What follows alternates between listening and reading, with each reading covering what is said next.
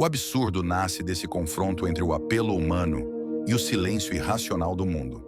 Albert Camus. Você já se pegou tentando entender o sentido da vida e encontrou apenas silêncio? Essa sensação desconcertante de fazer perguntas profundas ao universo e não receber resposta alguma é o que Camus chama de absurdo. Mas atenção, o absurdo não é um problema a ser resolvido. Ele é um estado de consciência, uma tensão, um descompasso entre a nossa necessidade de clareza e a opacidade do mundo. Hoje vamos mergulhar nesse território desconfortável, porém fértil. Vamos juntos atravessar o campo do absurdo, não para domesticá-lo, mas para olhá-lo nos olhos. Porque talvez ao final deste vídeo você não tenha respostas definitivas, mas terá algo mais raro: lucidez, coragem e um caminho de ação possível. O absurdo pode parecer uma sentença, mas Camus nos mostra que ele pode ser também uma libertação. Se você estiver disposto a seguir com honestidade, sem ilusões reconfortantes, há algo transformador te esperando. Imagine que você está em uma sala escura, procurando por um interruptor. Você tateia as paredes, se esforça para enxergar algo, mas nada acontece. O mundo permanece mudo, indiferente aos seus esforços.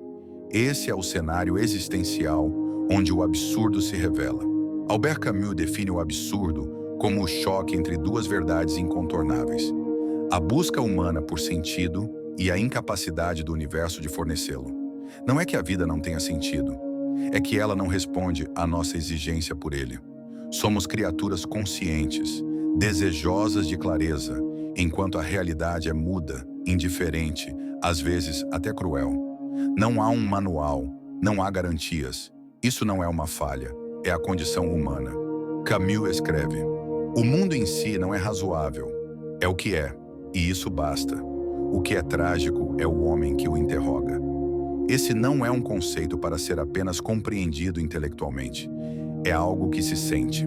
Quando você perde alguém de forma injusta, quando tudo parecia certo e de repente não faz mais sentido, quando o cotidiano se torna um ritual mecânico, vazio de propósito. E então vem a pergunta que marca a virada: e agora? Simone de Beauvoir complementa: é preciso assumir a existência como uma criação permanente, sem modelos absolutos. Ou seja, se não há um sentido dado, talvez o trabalho esteja em criá-lo. Mas criar como? A partir de quê? O absurdo não oferece consolo, mas pode oferecer um ponto de partida radicalmente honesto. A partir do momento em que você aceita que não há garantias, nasce a possibilidade de liberdade real. O absurdo não é um convite à desistência, é um chamado à responsabilidade. Você está disposto a viver sem certezas? O absurdo não é apenas um conceito filosófico.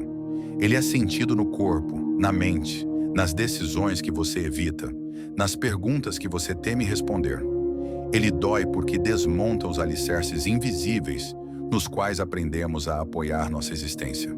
Desde cedo somos ensinados a procurar sentido. Em nossos estudos, nos relacionamentos, na carreira, na espiritualidade. Somos moldados a acreditar que há um propósito esperando por nós. Basta procurar o suficiente. Mas e se não houver? Camus não vê nisso uma tragédia final, mas sim o início da lucidez. Ele escreve: aceitar o absurdo da existência é aceitar o limite da razão humana. Isso não significa renunciar à razão, mas reconhecer seu alcance. A dor do absurdo nasce do vazio que se abre quando essas estruturas ruem. É o momento em que perdemos um emprego e percebemos que a nossa identidade estava completamente atrelada àquilo. É o fim de um relacionamento que expõe o quanto dependíamos de uma ideia de completude externa. É o silêncio em momentos de sofrimento, quando se espera um porquê que nunca chega. Nesse ponto, muitos buscam consolo em fantasias metafísicas, mas Camus recusa essa rota. Ele fala de uma outra forma de resistência: permanecer nesse deserto e não se entregar. Encarar o absurdo sem negar, sem fugir. Esse enfrentamento gera uma sensação que ele chama de exílio, um deslocamento ontológico, estar no mundo, mas sem uma morada última, sem garantias divinas, sem destino pré-escrito, apenas o agora. apenas a consciência. Simone de Beauvoir, que também rejeita transcendências, nos lembra: a liberdade começa no reconhecimento de que estamos sozinhos.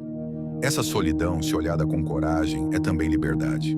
Mas é uma liberdade que pesa. Ela exige maturidade para não se transformar em niilismo ou indiferença. Por isso, a pergunta que fica não é como escapar do absurdo, mas você tem coragem de continuar vivendo mesmo quando o mundo permanece em silêncio? Se o absurdo não pode ser vencido nem explicado, o que nos resta? Camus propõe uma resposta inesperada: a revolta lúcida. Não uma rebelião violenta, mas um movimento interior. Uma recusa ativa ao desespero e uma recusa igualmente firme ao consolo ilusório. Viver o absurdo, segundo Camus, é continuar a caminhar mesmo sabendo que não há chegada. Ele escreve: o verdadeiro desafio é viver sem apelo. Sem apelo a Deus, ao destino, à sorte ou a qualquer sentido pré-fabricado.